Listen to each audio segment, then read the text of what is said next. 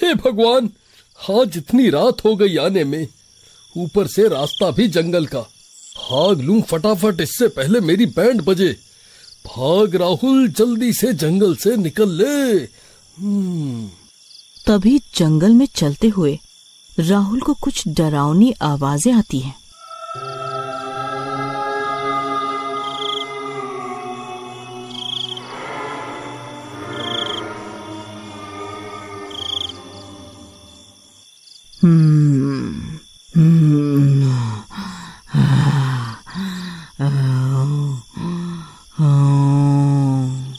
ये आवाजें सुन के राहुल एक पल को चौंक जाता है।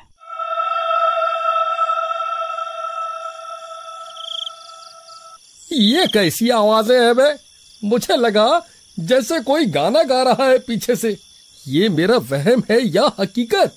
तभी कोई हवा जैसी तेजी से राहुल के सर पे पंजा मारता हुआ हवा में ही लुप्त हो जाता है। ये महसूस करके राहुल हक्का बक्का भौचक्का हो जाता है। अरे कोई है यहाँ, कोई भूत बला है यहाँ। भागो, कोई बचाओ, अरे बचाओ, कोई है। भागता भागता राहुल सड़क पे आ जाता है। तभी उसे सामने से तेज स्पीड में एक गाड़ी आती हुई नजर आती है। राहुल गाड़ी को हाथ देने की कोशिश करता है। रोको भाई, रोको, मेरी मदद करो भाई, रोको। गाड़ी एकदम तेज ब्रेक से रुकती है। राहुल हड़बड़ाता हुआ गाड़ी के शीशे के पास जाता है और शीशा खुलवाने के लिए हाथ पीटने लगता है।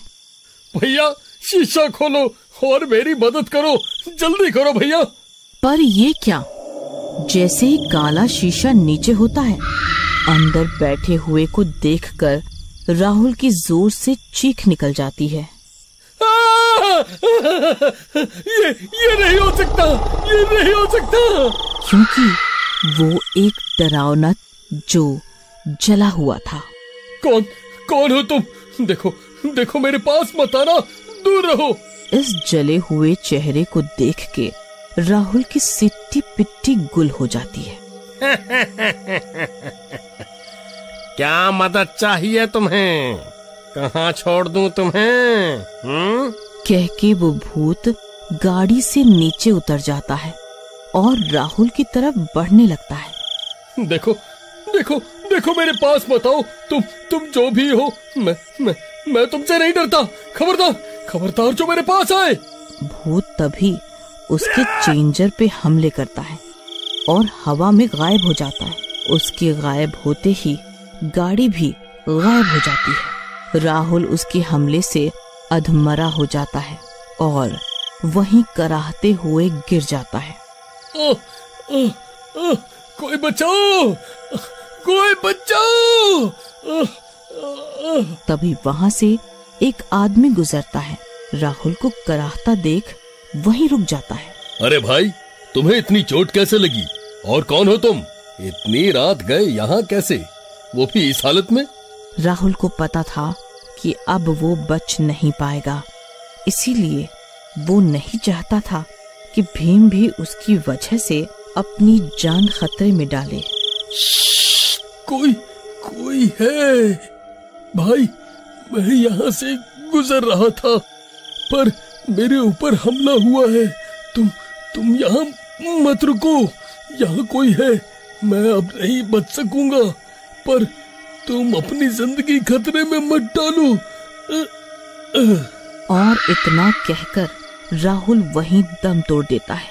भीम ये सुन के अचंभे में पड़ जाता है और उसी समय एम्बुलेंस को फोन करता है और राहुल की बॉडी को हॉस्पिटल पहुंचाता है। घर पहुंचकर भीम राहुल के कहे शब्दों को सोचता रहता है कि आखिर वहाँ क्या हुआ होगा। उस व्यक्ति ने ऐसा क्यों कहा कि मेरी जान भी खतरे में पड़ जाएगी?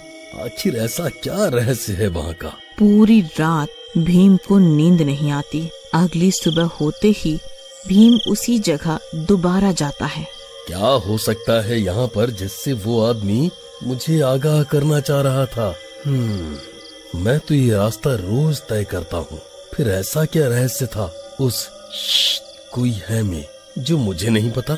बहुत छानबीन के बाद भी जब भीम को निराशा ही हाथ लगती है तो वो घर लौट आता है।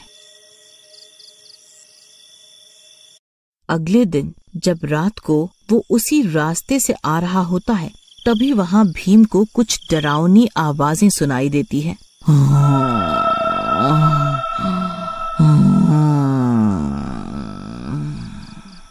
अरे ये कैसी आवाजें हैं?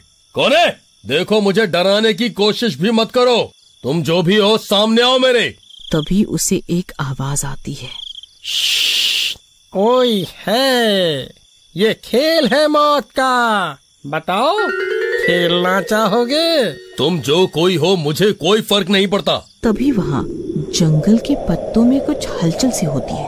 भीम एक पल तो डर जाता है और उसे लगता है जैसे बड़ी बड़ी भयानक आंखें उसे पत्तों के बीच में से देख रही होंगी।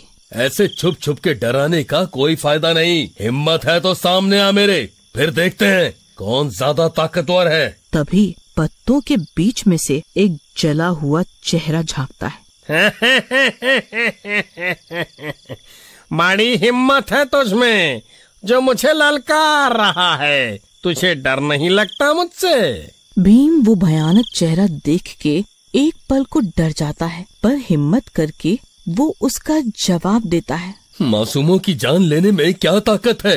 हाँ, मेरे सामने। तुझे भी लगेगा कि किससे पाला पड़ा था तेरा कभी। तभी सनसनाती हवा के साथ एक जला हुआ चेहरे वाला भूत हवा में ऊपर उड़ता हुआ नहीम के सर के ऊपर से गुजरता है और उड़ते उड़ते से नहीम पर शक्तियाँ फेंकता है और भीम को भी हवा में कर देता है। तुझे क्या लगता है ये सब करके तू मुझे डरा देगा?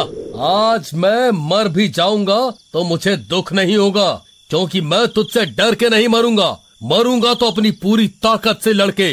तेरा काम होगा भोले भाले लोगों को तड़पा तड़पा के मारना, पर मैं उनमें से नहीं हूँ जो डर के तुझसे जिंदगी की भीख मांगे। लगता है तेरी ऐंठ नहीं गई अभी तक। रुक, तुझे अभी सबक सिखाता हूँ। मुझसे मुकाबला करेगा तू? फिर भूत अपनी शक्तियों से भीम को उठा उठा के फेंकने लगता है।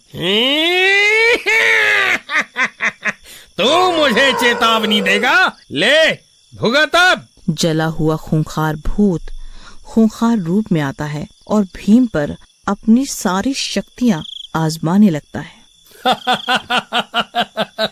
जितनी भी शक्तियाँ हैं आजमा ले तू। मैं मरूंगा तो शान से, तुझसे डर के नहीं। ये ले फिर। तभी भूत उसे शक्तियों से उछालकर पेड़ के ऊपर लटका देता है और उसके चेहरे पर हमला कर देता है। जो भी करना है कर ले, पर तुझसे नहीं डरूंगा। जिससे भी भगवान ने जिंदगी दी है वो कभी ना कभी तो मरता ही है, पर डर डर के जिया भी तो क्या जिया। मारना है तो मुझे शौक से मार दे। भीम की निडर बातें सुन के भूत का हौसला डगमगा जाता है। तू पहला व्यक्ति है जो इतनी मार के बाद भी मुझसे नहीं डर रहा।